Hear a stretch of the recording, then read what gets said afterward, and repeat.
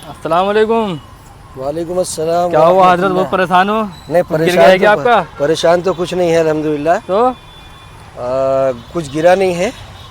ये हम कुछ जड़ी बूटी तलाश कर रहे हैं।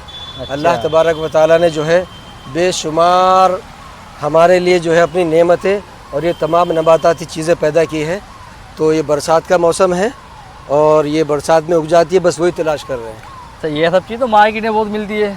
हाँ, मिल जाती है बेटा, मगर क्या है वहाँ पर पैसे दे के मिलती है, और जब पैसे दे करके कोई चीज़ ख़रीदेंगे तो जाहिर सी बात है फिर ज़्यादा पैसों में आवाम को भी देनी पड़ेगी। तो ये जब अल्लाह तबारक व तआला ने भी बरसात के मौसम में हमें फ्री में दे रखी है, तो हम इसको फ्री हासिल करके और बहुत कम कीमत में जो है लोगों को देते हैं ताकि वो उससे फ़ायदा पहुँचा सके। अब जैसे ये है, ये इसको भुई आमला कहते हैं। हाँ।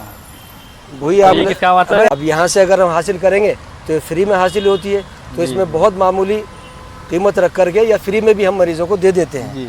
तो इस वजह से ये हम हासिल कर रहे हैं।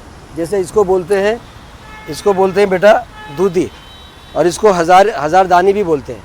इसको पहचानिए, इसको दूधी भी बोलते हैं और हज़ार दानी भी बोलते हैं। इसमें से दूध निकलता है, देखिए अगर जैसे तोड़ेंगे ना तो ये दूध निकलता है, देखा आपने? हाँ। देखो दूध आ रहा है। तो ये जो फ़ायदा देती है, ये अगर आपको खांसी है तो इसको आप पाउडर बना के रख लीजिए सुखा करके, या तो ऐसे ही कूट लीजिए ताज़ी को और इसका अरक निकाल के शहद मिला करके चटा दीजिए। तो उसमें जो है कैसी भी खांसी हो, सूखी खांसी हो या बलगमी खांसी हो या दमा लगता हो, ये उस चीज़ में फ़ायदा देती है। मतलब पुराने से पुरानी खांसी के लिए, पुराने से पुरानी खांसी के लिए ये इसको पहचानिए। इसको हज़ारदानी भी कहते हैं और दूधी भी कहते हैं। जैसे मैंने बताया कि इसको तोड़ेंगे तो ये दूध निकलने लगता है।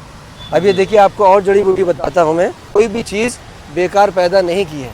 देखिए आइए यहाँ पर आपको दिखाता हूँ। ये देखिए, ये पीपल है, ये पीपल है, ठीक है। पीपल के अगर ये नरम पत्ते लेकर के हम और इतने ही पत्ते इसकी बराबर नीम के पत्ते लेकर के इसका अगर जूस निकाल करके हम पिएंगे तो ये गुर्दों के लिए बहुत ज़्यादा फ़ायदेमंद है। यानी कि किसी के गुर्दे में इन्फेक्शन है या गुर्दे डायलिसिस पे है वो, तो इंशाअल्लाह ताला गुर्दे उसके सही होना शुरू हो जाएंगे और डायलिसिस जो है उसका बिना डायलिसिस के वो इंशाअल्लाह ताला ज़िंदगी अपनी बसर करेगा। गाँव में जो पीपल होता बड़ा वाला वही है, दूसरा? हाँ, ये वही पीपल है, वही है, लेकिन उसका छोटा बम्बोलन भी कहते हैं। बम्बोलन, हाँ। और हाँ। इसको ये तो बहुत खाया हमने बचपन में। भाषा में इसको बोलते हैं काकनज हिंदी। देखिए, ये काकनज के पत्ते भी काम में आते हैं दवाई में, वरम वगैरह में। जैसे कहीं वरम हो गया हो तो इसको पिएंगे घोट करके तो वरम दूर हो जाएगा। इसी तरीके से बुखारों में पिया जा सकता है।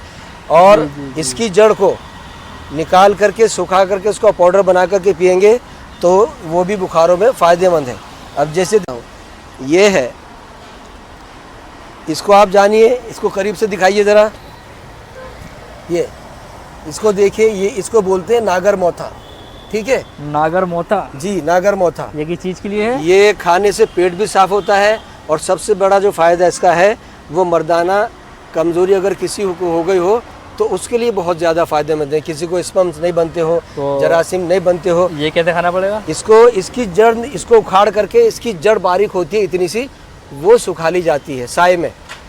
यानी कि ये आपको बाज़ार में भी मिलेगी, एकदम नीचे की। हाँ, नीचे की जड़, बस इतनी सी जड़ वो आती है इसकी, वो आप सुखा लीजिए।